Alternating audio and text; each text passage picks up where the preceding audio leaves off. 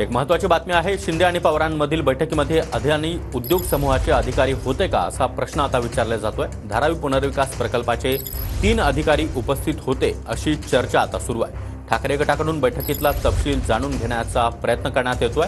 ठाकरे आणि काँग्रेसचा अदानी समूहाला विरोध आहे आणि सत्तेत आल्यास अदानी उद्योग समूहाला मिळालेले धारावी पुनर्विकासाचं टेंडर रद्द करू अशी उद्धव ठाकरे यांनी घोषणाच केली होती।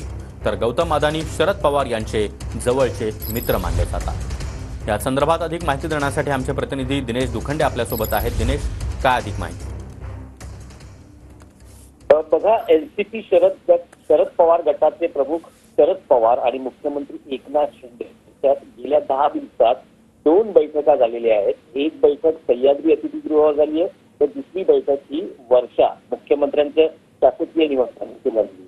या 2 बैठकांमुळे शिवसेना युबीटी गटामध्ये अस्वस्थता आहे, चिंतेचा सूर आहे की नेमकी ही बैठक, या 2 बैठका कोणत्या मुद्द्यांवर होत्या या बाबतीतला तपशील शिवसेना युबीटीच्या नेत्यांकडून जाणून घेतलं जातं। आणि या अस्वस्थतेत आणखी भर यासाठी पडली आहे की शिंदे पवार बैठकीत अदानी समूहाचे अधिकारी उपस्थित होते अशी ही माहिती आता समोर येते आहे।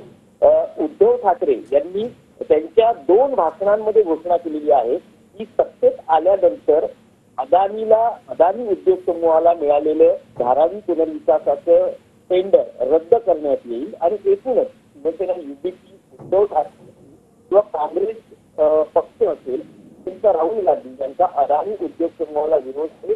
पंतप्रधान नरेंद्र मोदी आणि अदानी उद्योग समूह यांची मैत्री आहे आणि वारंवार हे दोन्ही पक्ष आपल्या भूमिकांमध्ये अदानी उद्योग समूहावर टीका करत असतात, पंतप्रधानांवरही त्या निमित्ताने टीका करत असतात। आता मुख्यमंत्री शरद पवार यांच्या बैठकीत अदानी उद्योग समूहाचे 3 अधिकारी उपस्थित राहिल्यानं आश्चर्य व्यक्त केलं जात आहे आणि नेमके हे अधिकारी का उपस्थित होते याची माहिती शिवसेना युबीटी पक्षाकडून घेतली जात आहे। तपशील अजून शिवसेना युबीटीकडे आला नसला तरी या 2 नेत्यांच्या बैठकीत जे विविध साखर कारखान्यांचा विषय असेल, दूध उत्पादक संघाचे विषय असतील किंवा मराठा आरक्षणाचा विषय असेल, धारावी पुनर्विकास प्रकल्प हाही एक मुद्दा होता अशी माहिती विश्वसनीय सूत्रांकडून मिळते आणि त्यामुळे साहजिकच उद्धव ठाकरे यांच्या नेतृत्वाखाली शिवसेना युबीटीमध्ये अस्वस्थता आहे। एका बाजूला महाविकास आघाडी महायुतीचा एकदम जिकरीनं सामना करते आहे, लोकसभा निवडणुकीत मोठं यश मिळालेलं आहे, विधानसभा निवडणुका तोंडावर आहेत। अशी परिस्थिती असताना 10 दिवसात शरद पवार यांनी मुख्यमंत्र्यांची भेट घेणं हा शिवसेना युबीटीत चिंतेचा सूर तर आहे। त्याशिवाय काँग्रेसमध्ये याबद्दल नाराजी वजा आश्चर्य व्यक्त केलं जात आहे।